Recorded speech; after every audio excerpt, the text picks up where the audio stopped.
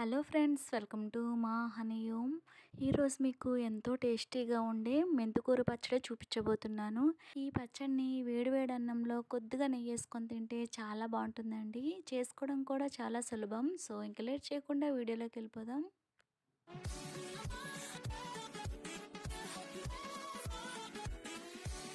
మెంతికూర పచ్చడి తయారీకి ఫస్ట్ స్టవ్ పైన కడాయి పెట్టుకొని అందులో 1 టీ స్పూన్ నూనె వేసుకోండి. నూనె కాస్త వేడైన తర్వాత అందులో 1 టీ స్పూన్ ధనియాలు, 1 టీ స్పూన్ జీలకర్ర వేసుకొని లైట్గా ఫ్రై చేసుకోవాలి. అందులోనే 1 టీ స్పూన్ నువ్వులు వేసుకోవాలి. నువ్వులు త్వరగా ఫ్రై అయిపోతాయి కాబట్టి జీలకర్ర, ధనియాలు కొంచెం ఫ్రై అయిపోయిన తర్వాత లాస్ట్గా నువ్వులు వేసుకొని ఫ్రై చేసుకోవాలి.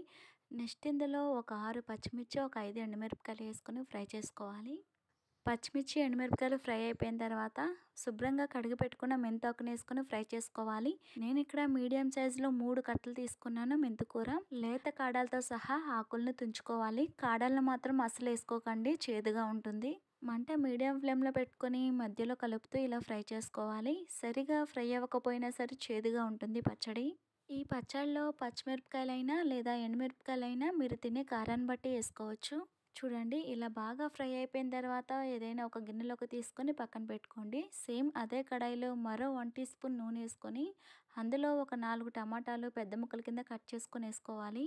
అందులోనే చిన్న నిమ్మకాయ సైజ్ అంత చింతపండు వేసుకోవాలి. తర్వాత 4-5 వెల్లుల్లి రెమ్మలు వేసుకొని కొద్దిగా ఉప్పు వేసుకోండి. ఉప్పు వేసుకోవడం వల్ల టమాటాలు త్వరగా మెత్తగా ఉడుకుతాయి. ఇప్పుడు ఒకసారి కలుపుకొని టమాటాలు సాఫ్ట్గా మెత్తగా ఉడికేంత వరకు ఉడికించుకోవాలి.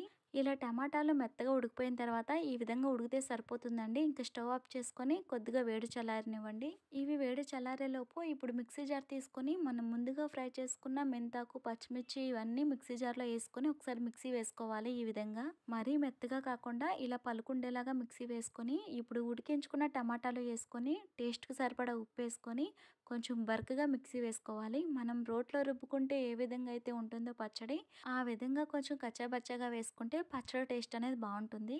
ఇలా మిక్సీ వేసుకున్న ఈ పచ్చడిని ఇప్పుడు ఏదైనా ఒక గిన్నెలోకి తీసుకొని తాలింపు వేసుకుందాం. స్టవ్ పైన కడాయి పెట్టుకుని అందులో 1 టీ స్పూన్ నూనె వేసుకొని అందులో 1 టీ స్పూన్ తాలింపు సరుకులు వేసుకోండి. ఆవాలు, జీలకర్ర, పచ్చిశనగపప్పు వేసుకొని తర్వాత చిటికెడు పసుపు వేసుకొని కొద్దిగా కరివేపాకు, ఎండుమిరపకాయ వేసుకొని ఫ్రై చేసుకోవాలి.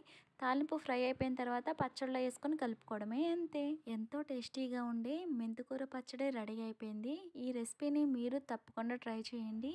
ఈ వీడియో మీకు నచ్చినట్లయితే లైక్ చేసి మీ ఫ్రెండ్స్ అండ్ ఫ్యామిలీ మెంబర్కి షేర్ చేయండి. మరిన్ని ఈజీ రెసిపీస్ కోసం మా హనీ హోమ్ ఛానల్ని సబ్స్క్రైబ్ చేయండి. Thank you for watching.